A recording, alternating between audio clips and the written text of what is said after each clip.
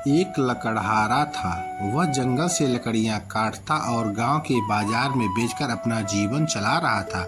उसे इस काम से सिर्फ इतना ही पैसा मिल पाता था कि वह थोड़ा बहुत खाने की व्यवस्था कर सकता था। बहुत परेशानियों में उसका जीवन चल रहा था। इस वजह से वह बहुत दुखी रहता था। एक दिन लकड़हारे के गांव में एक विद्वान संत पहुंचे। संत के दर्शन करने और उसके प्रवचन सुनने के लिए लोग दूर दूर से गांव पहुंच रहे थे। गरीब लकड़हारा भी संत से मिलने पहुंचा और मौका मिलते ही गरीब व्यक्ति ने अपनी परेशानियां संत को बता दी। उसने संत से कहा कि आप भगवान से पूछिए कि मेरे जीवन में इतनी परेशानियां क्यों हैं।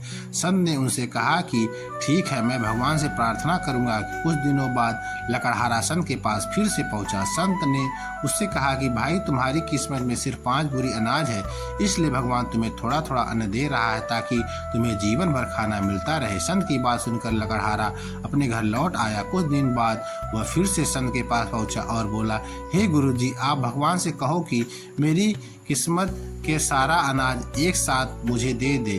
कम से कम एक दिन मैं भरपेट भोजन करना चाहता हूँ। संत ने कहा, ठीक है, मैं तुम्हारे लिए प्रार्थना करूंगा। अगले दिन गरीब लकड़हारे के घर 5 बोरी अनाज पहुंच गई। उसने सोचा कि संत ने मेरे लिए प्रार्थना की है, इसलिए भगवान ने मुझे इतना अनाज दे दिया है। उसने बहुत सारा खाना बनाया, खुद खाया और गांव के गरीब लोगों को बांट दिया।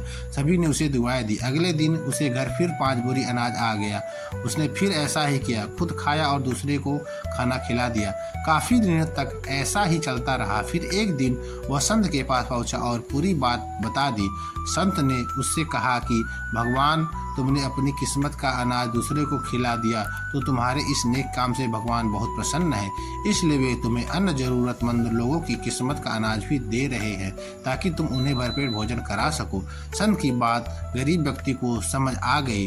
उसके बाद उसने दूसरों को खाना खिलाने का सिलसिला जारी रखा और उसके सभी दुख दूर हो गए।